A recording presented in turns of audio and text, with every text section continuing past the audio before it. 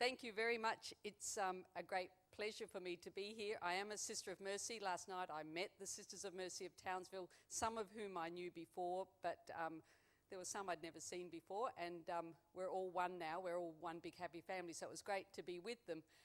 You might be thinking, isn't this about social justice? And she's talking about refugees and asylum seekers.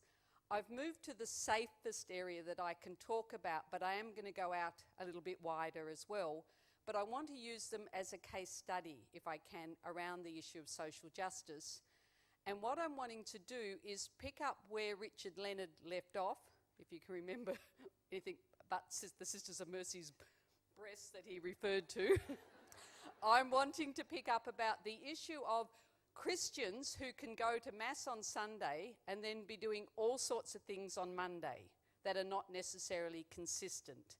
And that's where I think social justice has its space and where I want to talk. And I'm just, as I say, going to focus on asylum seekers, but also others in need. As was mentioned, I have a role at the moment, which I've had for a few years now, where I'm actually on the Ministers' Advisory Council on Asylum Seekers in Detention. Now that's kind of like, well, what advice has she been giving? And we've got a new minister at the moment who seems to be not quite as keen on my advice as other ministers. But it does mean I've got the privilege of being right in the middle of policy setting at the moment. But also, when I'm in my office in Sydney, which is in King's Cross, we have a drop-in office where we have asylum seekers who are air arrivals, not boat arrivals, but air arrivals. And they come at any time, and I do meet them every day when I'm there. They come in, they look terrible normally, they're terribly anxious, and we casework them. We actually help them to get some accommodation and other needs that they actually have. So that's the two worlds. The other world that I have been part of is I've only recently, in the last 6 years, returned to Australia. Most of my work has been with people who are not coming to Australia. Most has been in like Palestine, Rwanda. I spent a lot of time in the detention centres in Hong Kong with the North Vietnamese who went back to Vietnam. I worked in Vietnam after that. So those sorts of places are the places that I really normally work, and it's a little bit new for me to actually be working in Australia, and I know very little about resettlement. I mainly know about people who are trying to come or who are never going to come. So that's just a little bit of a caveat. What I'm going to do is I'm going to give you a couple of stories, but of course I'm going to be focusing on the issue of social justice and the people that I would say, looking at today's Australian is one example. I wake up every day to see what issues we're going to be dealing with. Today it's the people who landed at Geraldton from Sri Lanka. And what I'm wanting to do is to get a bit of a sense of, well, who are these people? And the myths that surround us about queues, for example, about illegals, to see what we can actually do, what context we can have in this year of grace to help us to understand what's another way of portraying these people, what's another way of, with our students, with our parent body, with our community, portraying their needs. And then, as I say, we can actually apply a lot of what I'm saying to many other groups, but I'm talking about the groups where I'm safest at the moment. Like everybody else, I was very struck when given the opportunity to come here about what on earth would I say about the year of grace. I'm a psychologist, I'm not a theologian, I'm not a scripture scholar like the Archbishop, but I was immediately struck by the contemplating the face of Christ. And I work in a Jesuit tradition, which again was said yesterday, it's becoming quite a popular tradition to be in at the moment, given the new Pope, etc. But one of the things that we, having been trained in working in the Jesuit tradition, is how does one actually contemplate? What is contemplation about? Now, again, I'm on unsafe territory if I go into that too far, because I can only talk out of my personal experience. But one of the things that's been very, very clearly put to me in my life is that it's through knowing others. It's through looking and contemplating others that I can come to know God. So what I'm wanting to do is to think about, well, what does Christ look like in our society now? Who is it that's evoking Christ for me or for us? So I'm not so interested at the moment. Others have been very good in talking about what Christ looked like, what his colour was, what his eyes were like, etc. I'm actually more thinking in the realm of what is it that other people show me that reflects Christ. You know, if you're in the Jesuit tradition and reading the scriptures, one of the things that they teach and that I've been taught is that you actually get into the scripture by smelling it, by walking around in the scripture. So when you read a passage on retreat, the invitation is to try to be there. What does the earth feel like? What does it smell like? What does it taste like? And in those sort of imagery, what does it look like? What does Christ look like? What did Mary look like? What did the people in the Beatitudes look like? And I'm now trying to say, well, in today's world, what does it look like? Who are the sort of people that are in the scriptures that we meet today? I'm very much also caught up on a particular way of thinking that has imbued my whole sense of social justice. And my sense is that as a society, as a people, the way that we can best be judged or known or understood is how we attend to the people who are least wanted to be attended to, least attractive often, least ones that we're comfortable with. In my life, that's been a huge challenge, how to be there. I was saying just a little bit earlier, I went to a Mercy school in Adelaide. I was born in Sydney, went to Adelaide. I didn't know too many people who were too different at that school. It was a very comfortable ladies' school. I then joined the Mercies. 2 years after joining the Mercy Sisters, I was sent to work in Redfern. My goodness, did I have an upside-down experience. And I worked with Ted Kennedy and Mum Shirl, working with, at that stage, people who had a lot of drinking problems. Very much I became aware of people who saw themselves as the last or the least or the littlest. I'm thinking in my world at the moment, asylum seekers are one of the groups of people that fit into that category. I'm not saying they're the only.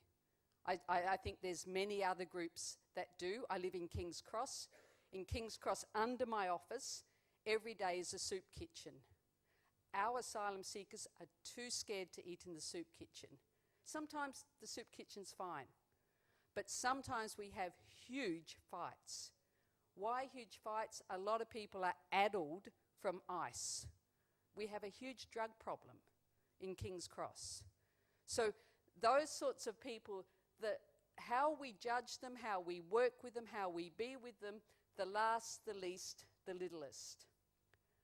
And I think also when we think, and I know we're in an election year, which I think in my area of interest in social justice is terribly significant, how our officials actually include people in their policy, include people who we want to actually have good health, good outcomes, the elderly, the young, the people with disability.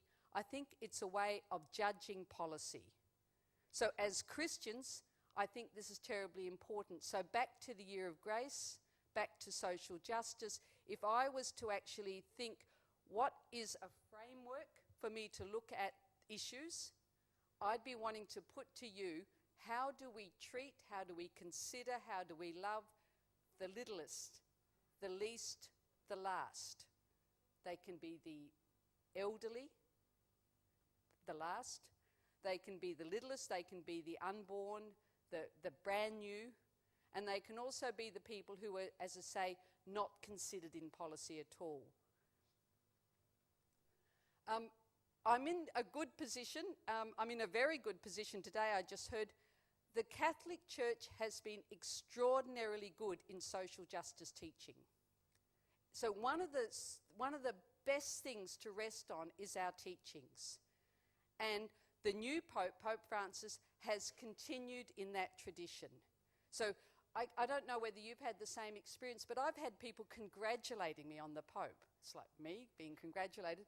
But people have actually been very impressed. I was actually talking the other day to a woman who does have an intellectual disability, who I know in our parish, and she has twins who don't have an intellectual disability. And her name's Amanda, and I was talking to Amanda, and she said, I really like the new Pope. She'd probably have an IQ of about 85. I really like the new Pope. I said, why, Amanda? She said, because he doesn't need to be special. He doesn't have to get into that special car and drive around. He can be with us. Now, one of the things I immediately noticed with the new Pope, because my eyes just always light on refugee and asylum seeker, was that he, in Easter, referred to what's happening in Syria. He referred to the conflict in Mali. He talked about the refugees. And as you know, and I know, there's all these extraordinary stories around at the moment about him ringing up people. I heard one story which I loved, which he rang up his newsagent to properly cancel his newspaper because he wasn't coming back. You know, like, that's the sort of thing we didn't hear much of before. Well, I've just heard this morning that he rang up a Jesuit in Italy, and he's going to visit the Jesuit Refugee Service soup kitchen in Rome. And it's like, yay, that's a big one for us. But what it's doing is symbolically, I think, saying that the littlest or the least, like we saw in the picture of on Holy Thursday, the washing of the feet, that these people are who we should be being attentive to. I'm also mindful of the controversy. I teach sometimes in America at Boston, and I was actually in a class when it was announced that he was the new Pope. And we were talking about it. It was a class on human rights.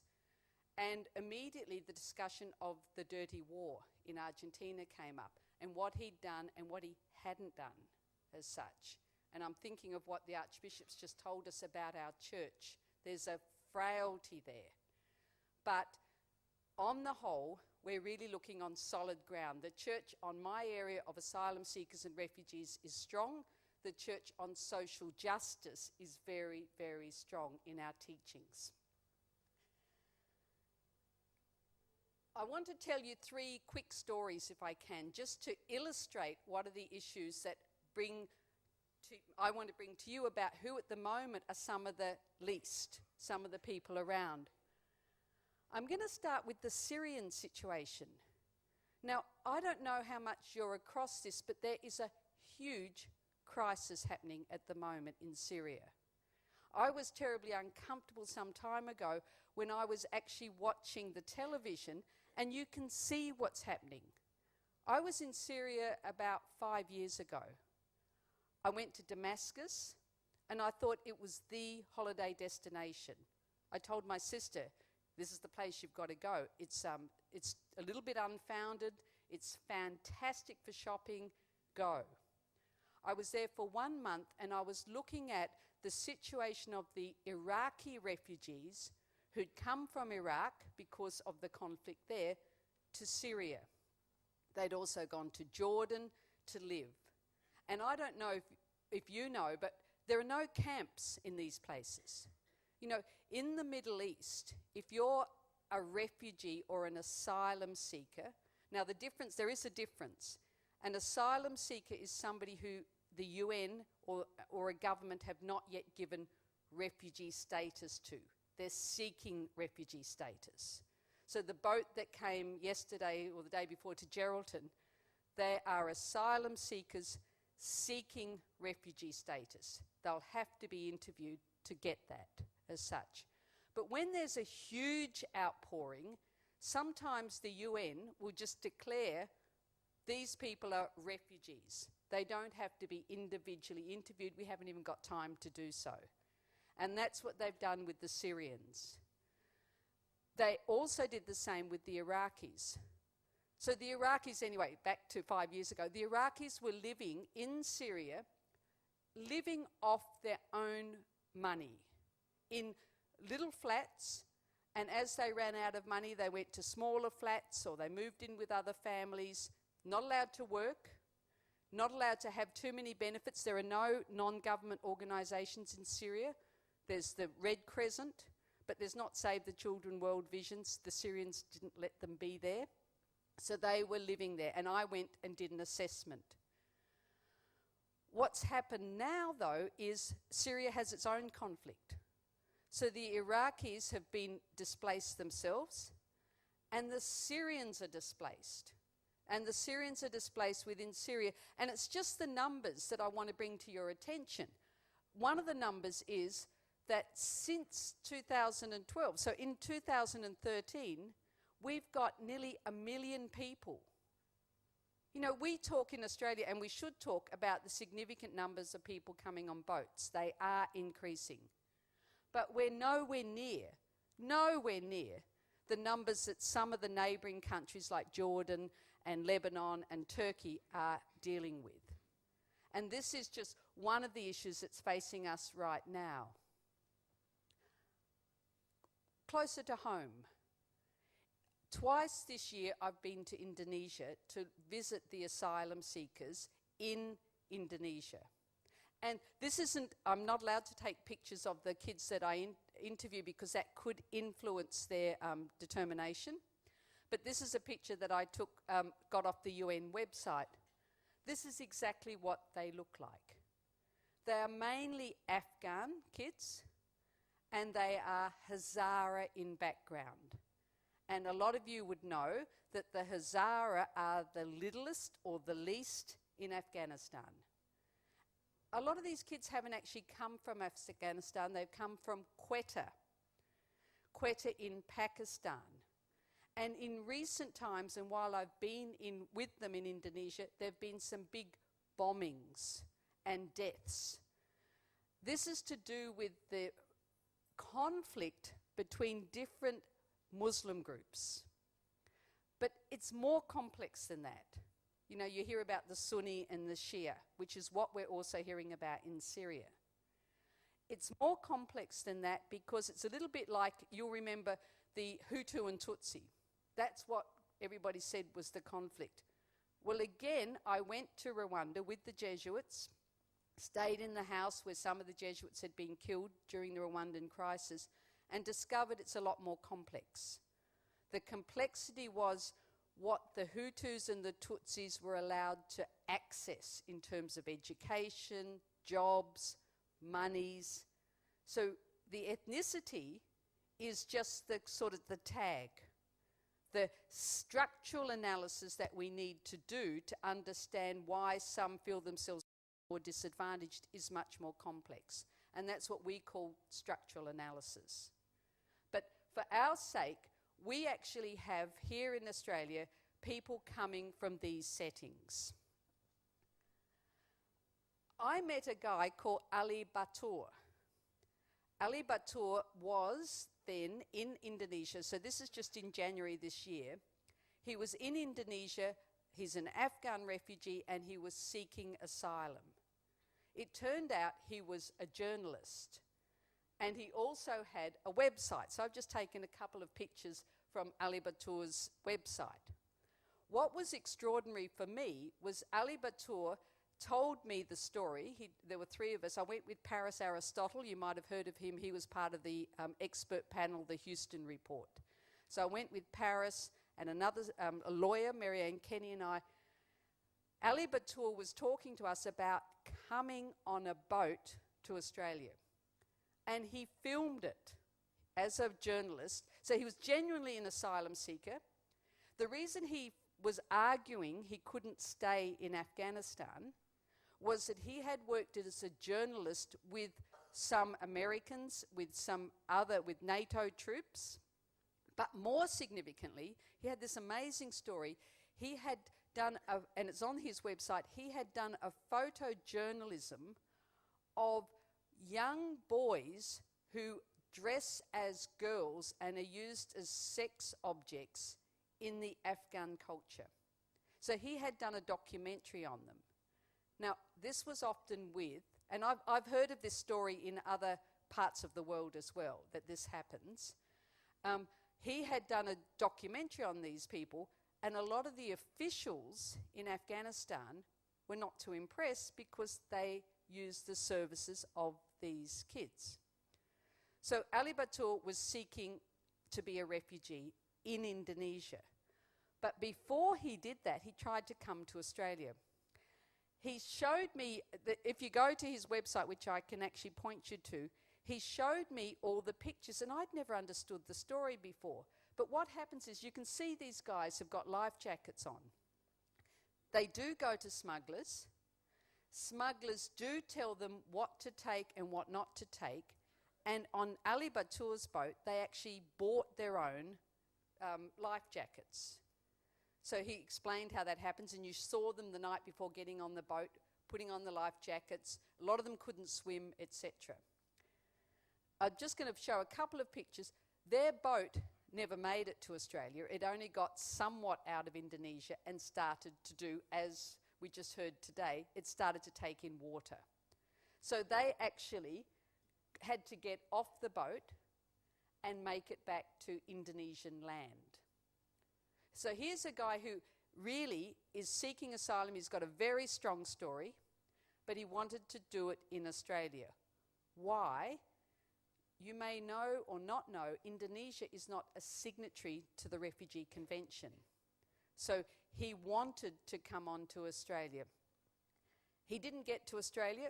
He was so scared that he actually stayed in Indonesia as a consequence. He tells me, and I've heard this before, and I heard it from some of those other kids I was talking to, that a lot of people will stay in Indonesia because it's so petrifying, these boats, that, and it is a very high seas, that if you actually fail once, you're reluctant to get on again. So Ali Batur didn't ever get on. I'm going to cut to the chase. Just recently, he was given refugee status in Indonesia by the UN. He will now have to wait to see if he can be one of the 80,000 in the world who'll be resettled. If he'd got on the boat and successfully come to Australia, he wouldn't have that problem. He would have been found to be a refugee, I think, but he would have then been home. And that's the issue that we're dealing with. The issue that we're dealing with is that so few countries take now people who've been found to be refugees. So go back with me to Syria. There's 5,000 a day, more than going across out of Syria every day, a genuine conflict, absolutely genuine, found to be refugees as soon as they go into Jordan or Turkey. But they're not going anywhere. Now, a lot of them don't want to go anywhere. They will want to go back to Syria. Now, when that will happen, I'm not sure. But the difference between that situation and Ali Batur's and others is some cannot go back. That's the difference. Now, why am I telling you this story? I'm telling you these stories, a couple of these stories, because remember I'm saying the least or the littlest or the last. These sort of are not the stories that get into our media at the moment. The stories that get into our media, into our policies, into our thinking are really about illegals, queue jumpers, people who don't have a claim, even before they've had a chance to put their claim. One of the issues, Australia recently has been incredibly generous. We have lifted, and we are a very generous country, we have lifted our quota to 20,000 people can actually be resettled.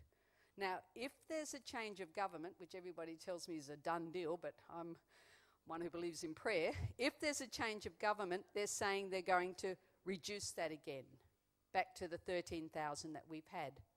But one of the issues for why I'm telling you the story about the Afghans, for example, in Quetta or in Indonesia or Malaysia, is that Australia has only ever settled in a 10-year period 560 Afghans from close to Afghanistan, where there are millions of Afghan refugees. So why do they get on boats? They get on boats because there isn't a lot of other opportunity. I'm not saying it's good. I'm very supportive of what Paris Aristotle and Angus Houston said, that we need to actually assist people where they are so that they don't get on these boats and put themselves in peril. But I'm also saying to you, I can start to understand why they get on boats. Because when I've met these young kids sitting in Indonesia saying to me, my life is disappearing in front of my eyes because I've got nothing to do. And when I hear asylum seekers in Quetta saying, we're not even safe to go to the market because of the bombing. And in Syria, Jesuit Refugee Service are in Syria. Why are we in Syria? Because we had the great fortune of being part of the Catholic Church. I said to you a tiny bit earlier that there are no NGOs in Syria, and it's a true story, which is why things are problematic now. But we, Jesuit Refugee Service, sort of hobble along, hide within the church structure. So the Jesuits were in Syria, and we started working with the Iraqi refugees because we could. Just simply offering soup kitchens, clothing for the Iraqis. Now we are working with the Syrians who are still inside Syria. We're one of the very few agencies. One of the things I want to tell you is that money's not the problem. The Caritases want to give money. People like us want to help the Syrians. But where can you give it if there's no NGOs, there's no non-government organisations? So Jesuit Refugee Service is getting lots of money. But here's our biggest problem. Our biggest problem is our staff are dentists, accountants, good Syrian people, not trained humanitarian workers. And about 3 or 4 weeks ago, I had a request, how can we train our staff, who are good people, to work with traumatised children? How can we help them to know what to do, because they're meeting in the soup kitchens kids who have seen atrocities. They haven't yet left Syria. We've got JRS. JRS works in Jordan as well. I'm not talking about them, I'm talking about inside the conflict zone. How to help them to help the children. The littlest, the least, the last. That's the sort of area that is a concern that we need to be mindful of. Here we have, and again I'm using this just as a case study because it's the one I know the best, we have now this no advantage policy. Now it's the policy that the Australian government, and it's shared with the coalition at the moment. So we process people in Nauru and on Manus Island. I was in Nauru the week before Easter. It's awful. There's no question. They tell me Manus is worse. I'm not allowed into Manus at the moment because while we're advisors, the Papua New Guinea government doesn't want our advice. Whereas the Nauruan government, I've met with them 4 times, wants our advice, but I'd have to tell you we're dealing with a fairly weak infrastructure. But more significantly, what I want to do is to challenge us, the way we portray these people, the way that people who come on boats are portrayed. Because I went in before Easter and came out on Wednesday before Easter, we were on the charter flight that brought in 20 Afghans from Christmas Island to Nauru. So I was at the airport and I had a chance to see these 20 guys who probably had been on their first flight ever get off the plane from Christmas Island to be in Nauru. And I found that terribly evocative and emotional because they were met by the Nauruan police force. They were escorted as if they are absolutely illegal and shouldn't be who they are. And the thing I'm wanting us to consider in contemplating, I'm coming back to it, the face of Christ, is there another way to see these people? I'm not wanting to say that some of them, that they're all refugees. I mean, mind you, if you're a Hazara from Afghanistan, you've got something like a 95% hit rate. And if you're not found to be a refugee, you're still not going to be sent home because of what we call complementary protection. They're entitled to human rights protection. So, but the message is that these people are what we don't want. Now, we don't want them to get on boats because it is dangerous, and they tell me it's absolutely petrifying. So we don't want that to happen. But what we do need, and I'm a firm believer, is we do need a regional solution. But more significantly for us, we need to see them as people. That's what, I mean, again, yesterday I'm sitting up here, literally up here, watching the people in Geraldton talk about the boat that came in. Now, I certainly don't think the boats should be coming in. I think we do need good customs. And I do know that it's very hard, given our island, to protect our island. I do know that. But here's a boatload of Sri Lankans. What's happened in Sri Lanka recently? A civil war. So when they arrived, one of the young women who was interviewed who saw them coming in said they could be terrorists. Well, they could be. I mean, ASIO is very aware that Tamil Tigers have got a terrorist background. But is that a good starting point for us who are looking at the least or the last or the littlest? That's what I'm wanting us to think about in our social justice thinking. Is there a way of being across the policy? And again, we can talk about our policy for Indigenous or our policy for people with disability. I'm just focusing on one particular group. But is there a starting point that humanises these people rather than demonises? That's where I'm wanting to actually go. I'll just flick through. I mean, again, this is something that I just picked up the website. Julia at the moment is being blamed for the boats coming or for the policy. Look, as I say, I've worked with I'm up to my third Minister of Immigration now. The policy, it's terribly problematic in our world to not have boats arriving. And we are a beacon because we have signed the convention and we're one of the very few countries in our sort of region who has. But policy and politics aside, they're people. They're people, and again, I work with them all the time. They're people who don't necessarily know if they're refugees or not. Because I can tell you, if you tried to actually make a claim, you'd want a lawyer. You would want somebody to help you to make a good claim. Because it's not that you've been discriminated against, or it's not that you're poor. You need to know a lot more to be deemed a refugee. And a lot of the people coming just know that they've had a really hard life. And again, Australia has to deal with this. But so does Indonesia, so does Malaysia, so does Pakistan, all our neighbouring countries.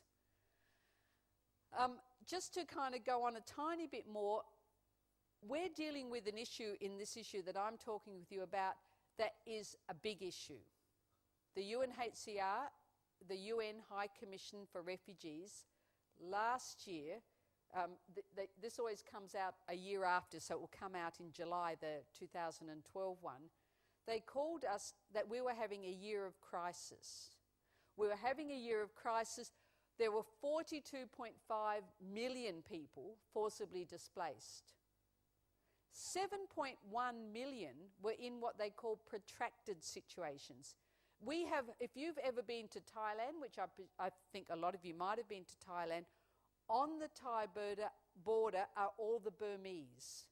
That's a protracted situation. Now, hopefully it's going to change with Burma changing. But you might be aware that there's now internal conflict in Burma. So while some people might go back, there's now an outflow of Rohingya, of Muslims, from inside Burma. So this situation that I'm talking to you about is never going to change. It's an ongoing situation. Where do people who are found to be refugees in our world come from? Well, surprise, surprise, they're the countries where there's conflict, and also the countries where Australia have actually often played an active role. So we've got Afghanistan, we've got Iraq, then we have Somalia, we have Sudan. What's interesting, this is the end of 2011, no Syria. If we have next year's map, we'll have Syria. Our world is a world that changes in terms of conflict. Here at the moment is where the conflicts are. And you can see again that Syria is very big, and it wasn't even there in 2011. It was my tourist destination 5 years ago. The littlest, the last, and the least. Our world is quite a complex world when it comes to justice. In 2012, there was an average of 3,000 new refugees every day, 126 new refugees every hour, 2 new refugees every minute. It changes. Probably most of you remember Kosovo. I worked with the Vietnamese. I learnt Vietnamese. Fat lot of help that is with working with refugees now. I should have learned Arabic. Mind you, I wasn't very good at Vietnamese, but you know, our situation changes. One of the things I'm wanting us to be aware of, and I'm just going to flick a little bit more to our topic, is when we consider this plight, and I'm putting to you just one of our world's plights, we as Christians have a particular framework. And the particular framework is, whatsoever you do to the least, you do unto me. So it's not as if I can actually say, go back to where you came from as easily as some people can. If I really take all these things we've been hearing about for the last day and a half, contemplating the face of Christ, and if you use what I'm saying is, well, who is Christ in our world? Who is the least from our Gospels? You would have to say in Australia that asylum seekers are up there because of how they're portrayed. Now, social justice, your tools and mine, are complex. I've spent many years working in this field. I teach in universities about it. I have to know about human rights, I have to know about international law, I have to know about social policy, political science, because that's what's needed to understand the situation of refugees. I'm not saying all of us need to take all of that on, though some of you will. But what I'm saying is that as a particular invitation, I think in today's talks, yesterday's talks, it's been for us about what does this mean for us when the rubber hits the ground? And again, I go back to what Richard Leonard said. We can go to Mass, we can have lovely liturgies. Then what do we do on Monday when we see something that is possibly an injustice? Do we join with everybody else and say, yeah, you know, that they shouldn't be here? Or do we have a more intelligent Christian take? Which sometimes means, we in Jesuit Refugee Services say we work with air arrivals. We also now work with boat arrivals, but we work with air arrivals. We help them who are found not to be refugees to go home because we believe in the full cycle. If you really believe in the refugee sort of determination, if people are found not to be refugees, then it's appropriate for them to go back, if they can, to their country of origin. So we do that. We have a kind of a common sense approach about this. We're not wishy-washy on it, but we also know that it's very hard for people to go back to poverty. It's very hard for people to go back to discrimination, and that's where we equally work with the Caritases and the people in those countries to help build up. So we're not a believer that everybody should come. We're not like that. But we are a believer that there needs to be a fair go where people can tell their story. I don't know if you're aware, but the Sri Lankans who just arrived, right now there's a debate because they arrived on the mainland. So where will they be allowed to make their claim? I can tell you what I think's going to happen. What I think is going to happen is they're going to be interviewed really quickly, and they're going to be given what we call an expedited hearing, which means that they're going to be given a short interview, and if they appear not to be saying the right words, without any legal advice, they'll be returned. Australia did that last year to 1,000. Now, we as a committee and others are concerned about that because that's not the full proper system as such. So we will try to stop that. But that's probably what will happen because Australia will want to give a message to Sri Lanka, don't come. And if you read the papers today, they're saying, oh, they're just here for economic opportunities. In reality, some may be, but they need to be given a chance to prove it. But what I'm wanting to put to you in our context here is our Christian message of that these people are the ones who are the least. Our Old Testament is equally strong. That's why our social justice teachings are very good on refugees. Because in the Old Testament, you will see people referred to as strangers. And that's because in those days, they moved all over, mainly the Middle East in our sort of stories. And there were often people who were strangers. And what we have is, like at the bottom, you shall also love the stranger, for you were strangers in the land of Egypt. We are impelled, if we really take this calling seriously, we are impelled to love these people, not to vilify them. So what I'm wanting to do, and I'm going to open it up for a tiny bit of questions. I can hear the clapping behind, so I better speed myself up. But what I'm wanting to do is put to you that we've got people on Nauru and Manus. We've got people in Indonesia who literally are waiting. We will have a lot more boats arrive. We also have people in Syria who are not yet coming to Australia, but over time there will be a few. But the vast majority will stay and get poorer and more uncomfortable until there's a political situation. I'm wanting to put to you that these are a call for us to think about them in a social justice context. Equally, if I was more informed, I could say the same with you about other least, littlest and last in our world. In Australia, I could talk with you about the homeless. I could talk with you about the challenges we have with some of our Indigenous populations and the policies that are around about how to address that issue, and some of them are mighty controversial. But I'm on unsafe territory. This one I'm on a controversial territory, but I know a little bit more about it. But I think we, as we contemplate the face of Christ, need to realise that they are embodying Christ for us. They're not there to kind of be sent home. They're there to be understood and possibly to go home.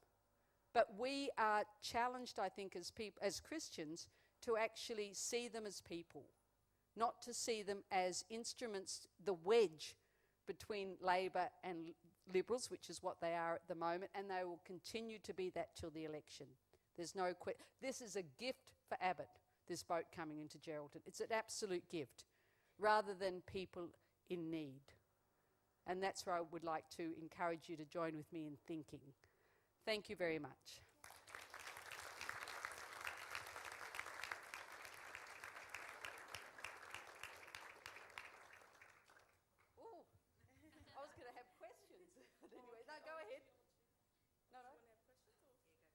Are there any, is there any questions? Because I've said some things that I know you might not like.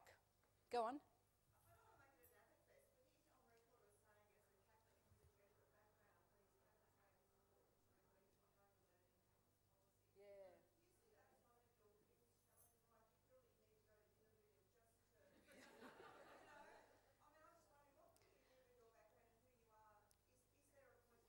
Yeah, thank you. It's a good. We've been debating this committee that I'm on. Also has Eugene Hurley, the Bishop of Darwin.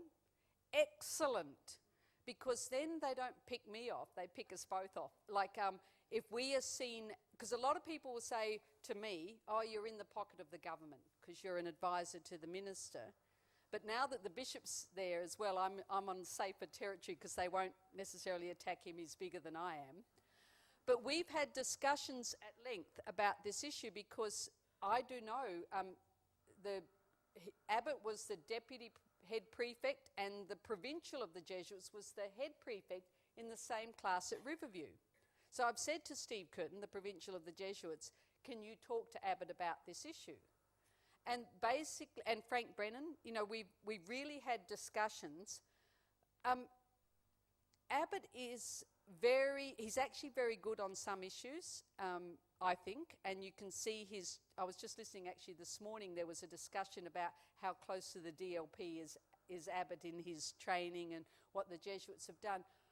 The debate that we've had at the moment, we're just starting to talk to Scott Morrison at the moment to give advice, because once we get closer to an election, the department has to sort of start to think how we're going to introduce policy should there be a change of government.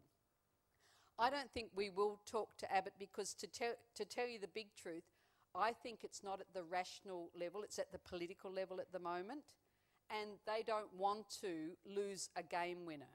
And it is a game winner. Because unless people really, really, really have this kind of knowledge of the complexities, the public just hear those one sentence throwaways and it's working as such. And I don't think we can combat that. Abbott's children went to Monte St Angelo, to the Mercy School in North Sydney. So I think they're probably very good people. I wouldn't be talking personally, but I do think that the Jesuits, and it was in the paper the other day, there was a whole article about how many of our new ministers and current ministers have been trained by the Jesuits. I would put it back to them as such. So I do think the church has a role, and it may be the Jesuits that have a role. I don't think our advisory council yet has a role, though we have started talking to Scott Morrison, who everybody tells me is very affable, but is not going to change on this because it's a game changer. And that's why I'm saying we have to be intelligent about this as well as humane about it. And I think, the challenge I would want to put to you is classrooms. Can we not just get some of the parents and some of the kids getting a little bit of another message? That's what I would really say, because the media is just terrible about these people who are people. And they are people from genuine refugee-producing countries. You know, if you come here from Afghanistan, you're going to get refugee status. So it's not as if they're making it up as such. Now, that was a long answer to a short question. Any other questions? Yes.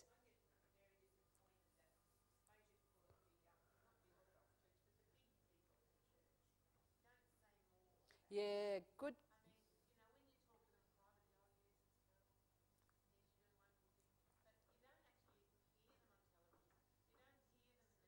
Yep.